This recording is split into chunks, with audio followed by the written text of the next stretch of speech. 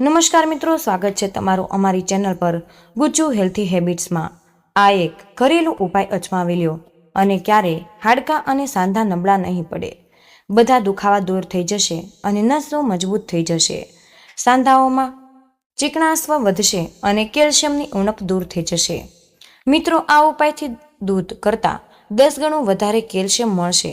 મિત્રો, આજે હું તમને એક ખાસ ઉપાય અને કેટલીક મહત્વપૂર્ણ ઉપાયો જણાવવા જઈ રહી છું, જેની મદદથી તમે તમારા શરીરમાં કેલ્શિયમની ઉણપને દૂર કરી શકો છો અને તમારા હાડકાં તેમજ મિત્રો સાંધાઓને વધુ મજબૂત બનાવી શકશો।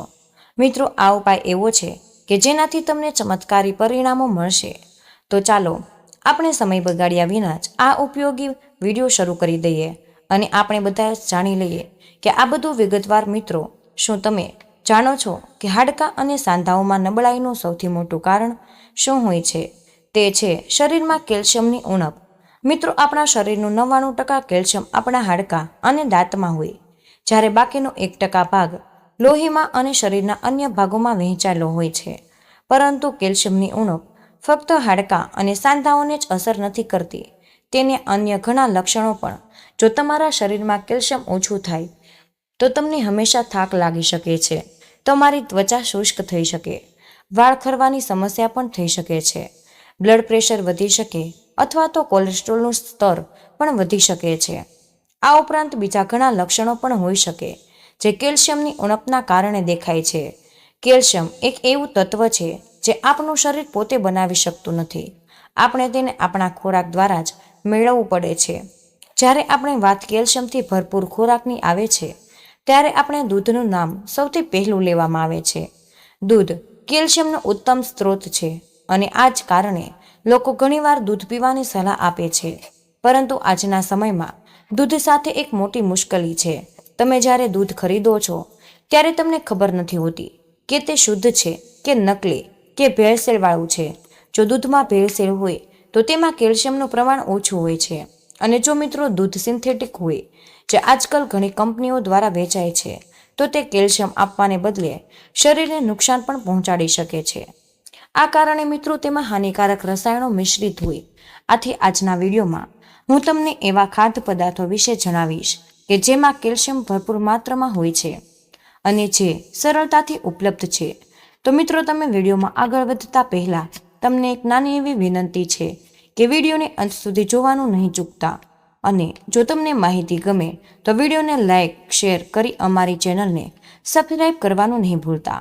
તો મિત્રો, ચાલો આપણે મોડું કર્યા વિના આ વિડીયો શરૂ કરી દઈએ। શરીરમાં કેલ્શિયમની ઉણપ દૂર કરવા માટે અને હાડકાં સાંધાઓને મજબૂત કરવા માટે હું તમને પહેલી વસ્તુની ભલામણ કરું છું, અને તે છે બદામ। મિત્રો, બદામમાં કેલ્શિયમ ઉપરાંત મેગ્નેશિયમ, ઝીંક, કોપર અને ફોસ્ફરસ જેવા ખનિજો પણ હોય છે। સાથે જ તેમાં વિટામિન કે પણ હોય।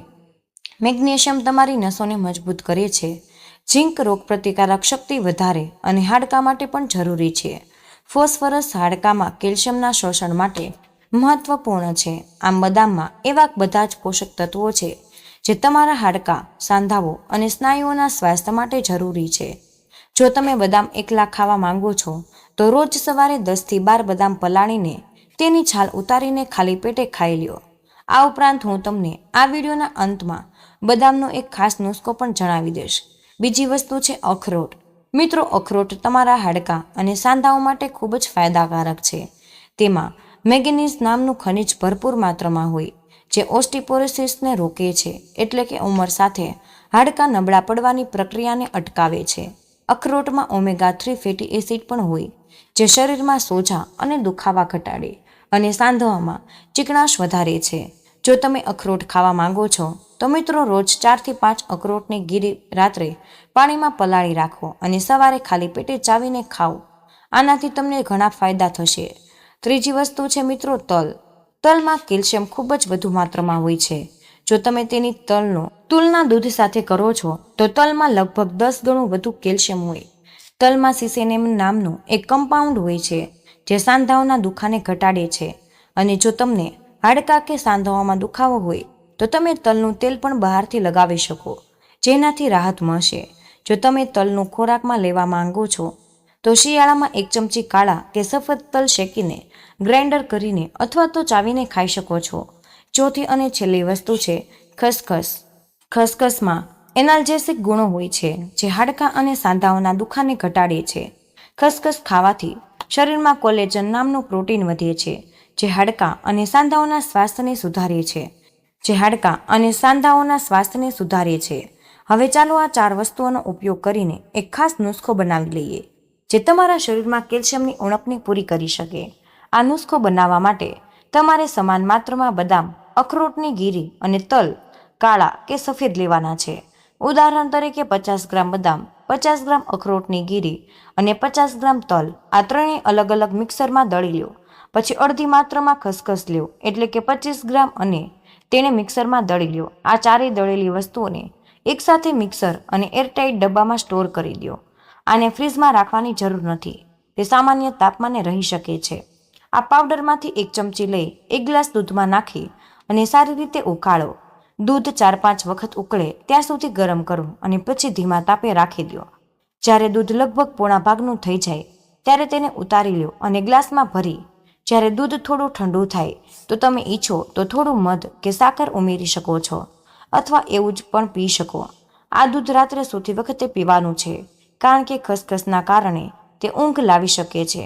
જો તમે આ નુસ્ખાને નિયમિત રીતે અપનાવશો તો તમારા હાડકાં અને સાંધાઓ મજબૂત થશે, કેલ્શિયમની ઉણપ દૂર થઈ જશે, સાંધાઓની ચીકણાશ વધશે અને નસો મજબૂત બનશે અને તમારી એકંદરે ઉર્જા અને સ્વાસ્થ્યમાં સુધારો થશે.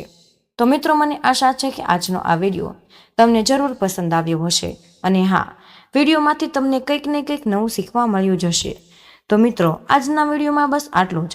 આજની આ માહિતી તમને કેવી લાગી અને આ વિડીયો તમે કયા શહેરમાંથી સાંભળી રહ્યા છો તે કમેન્ટમાં જરૂર જણાવજો.